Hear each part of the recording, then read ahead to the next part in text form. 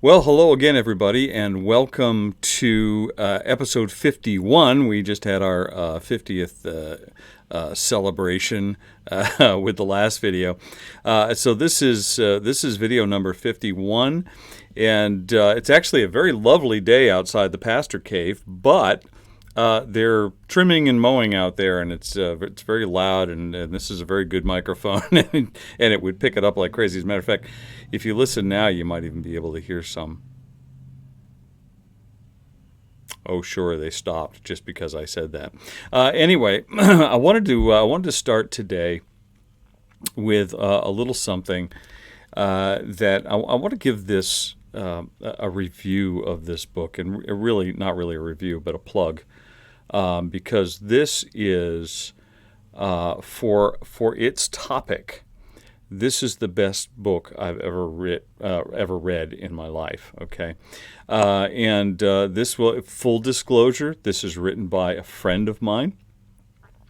His name is Dave McGee, and he lives about a town over and has ministered about a town over for close to 40 years now. And because of his background, I'm not going to go into his background a lot, but because of his background, he has written a book called Comfort in Sorrow. And the little byline here is living after the death of a loved one. It's comfort for those who mourn. And this is a big deal. One of the things that I always say is that we were never meant for death. Death is not something that God meant for us to experience, and so all of us kind of stumble through the process. And no matter when it happens, when I was the youngest in my family. And so I used to, because I was one of those thinker kids, I used to think, boy, if I'm going to be devastated if my dad dies and I'm still young, and I would sit there and try to formulate like how old I could be and how old he could be, that I would be able to handle it better, because I knew that as an adult I'd probably be able to handle it better than as a kid. And I used to sit and formulate that in my head. That's just a strange kid that I was. But anyways, the point is that you're never ready for the death of a parent. And it hits you. It might hit you a little differently at a different age or at a different stage in your life, but you're never really ready for it.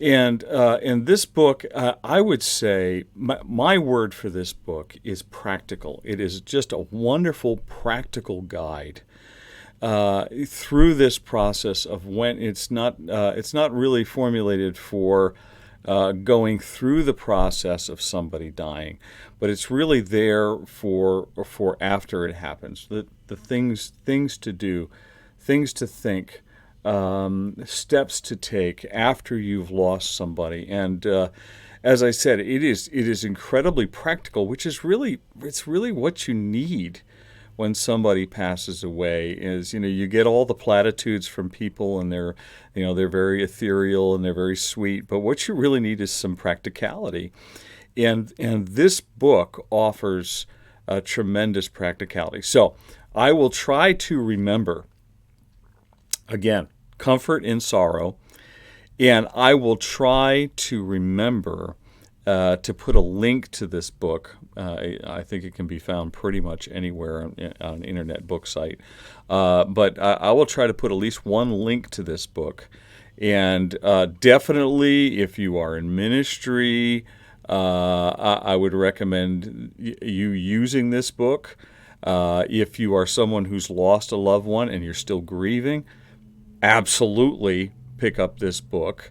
And the other thing is, if you're just somebody that has a friend or a family member or a neighbor who's gone through a loss, definitely want to pick up this book. You don't want to just throw books at people in times of trouble, but if you love them and love over them and can speak into you've done the hard work of being able to speak into their lives, then you can introduce a book like this. This is the book to introduce.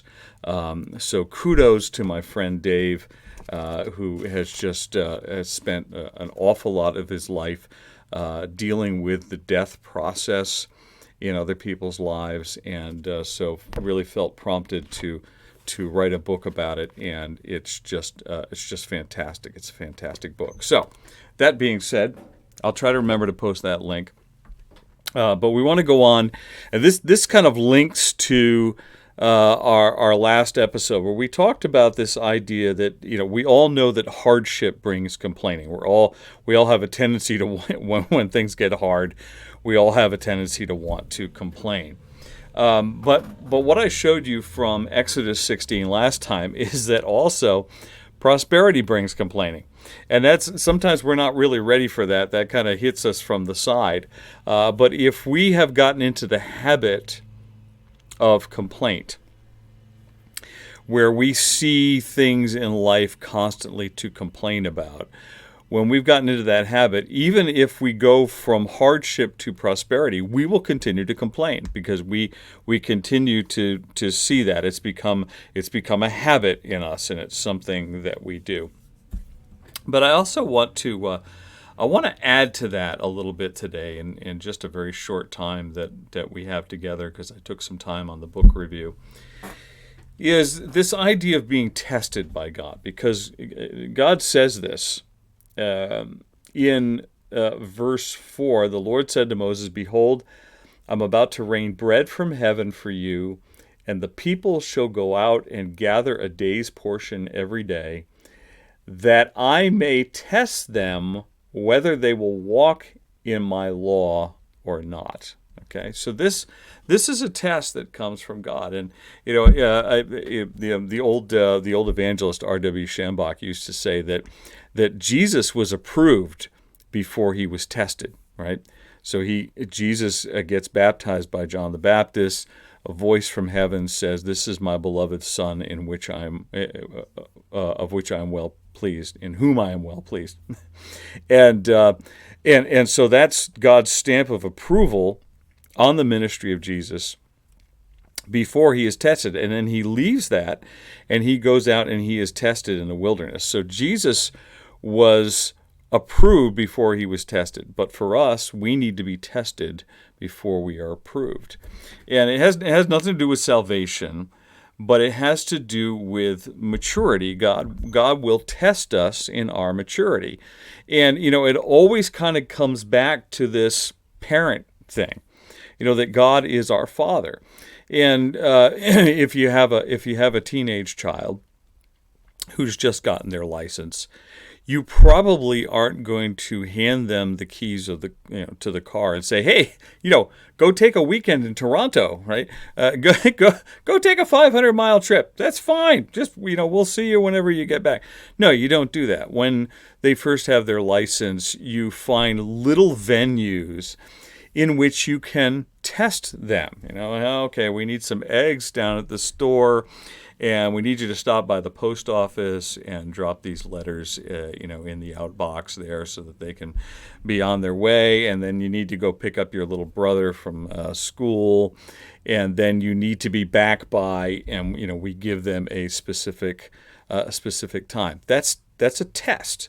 You're testing the maturity of your child to see if they can handle a list of responsibilities while driving a car. Okay, and this is very much what God does to us, or for us. Really, it's really for us, not for Him. This is what God does for us in our lives.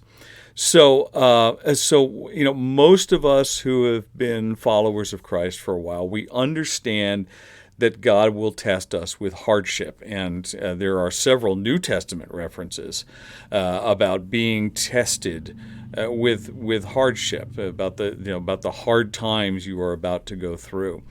And that's a pretty direct understanding there, that if prosperity eludes us and we're having a time where we're really struggling, God is testing our faith to see if we will continue to hang on even when the cupboards are bare and there's not much gas in the car, and all those things. I'm actually telling my life story a little bit here while I'm doing that.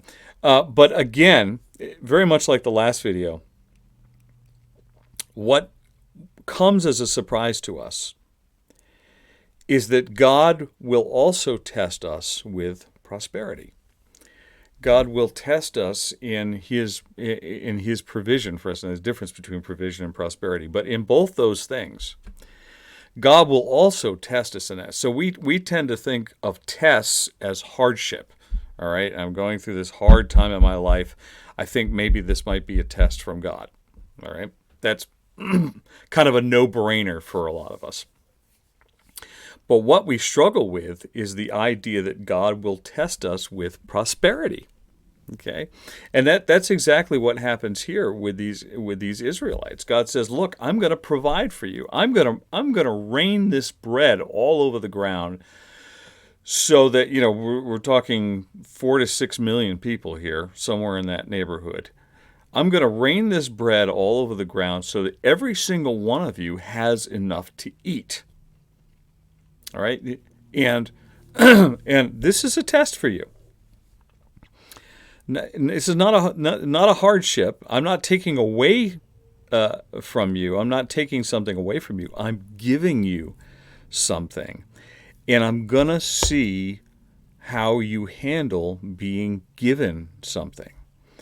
And unfortunately, I know that I've failed in that area before, that God has blessed me with something, that God has given me something, and I've continued to complain, or I've thought to myself, it's not really what I wanted, and it just found some way to not be thankful for what I had received, and that's a test.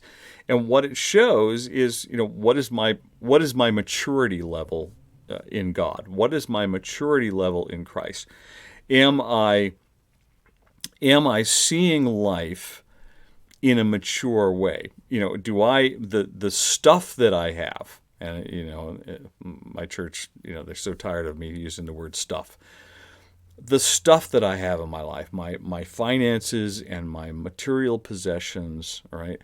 What do I do with them? How do I view them? If I view them as, it's all mine, it's my stuff, it shows that I haven't passed the test. That God has prospered me to the point where I can have stuff and where I can have adequate finances, and I'm not responding well to that. I'm responding to that selfishly, and I'm going, it's mine, it's all mine. So God wants us to mature to the point where we realize that which we have been blessed with it's all a bunch of tools. Those are tools for us to bless other people with, to bless God back with our finances and our stuff, to bless other people with our finances and our stuff, and therefore bless God, to testify of the greatness of God and the abundance of God through acting in an abundant manner, not being cheap with people, but acting in an abundant manner. And that's not easy because I'm Scottish. Okay, so but living to show abundance to other people, because God is an abundant God. So kind of sticking all of that together. God's going to test us because He wants to test our maturity. He wants to see where we're at in our attitudes towards Him and towards life and towards others. And we all know that God will test us in hardship, but also God will test us with prosperity. And so when prosperity comes, we have to remember and be forewarned that sometimes our prosperity is just as much of a test than a lack of prosperity. Okay? Have a great day. God bless you. Vita brevis gloria aeterna. Life is short. Glory is eternal.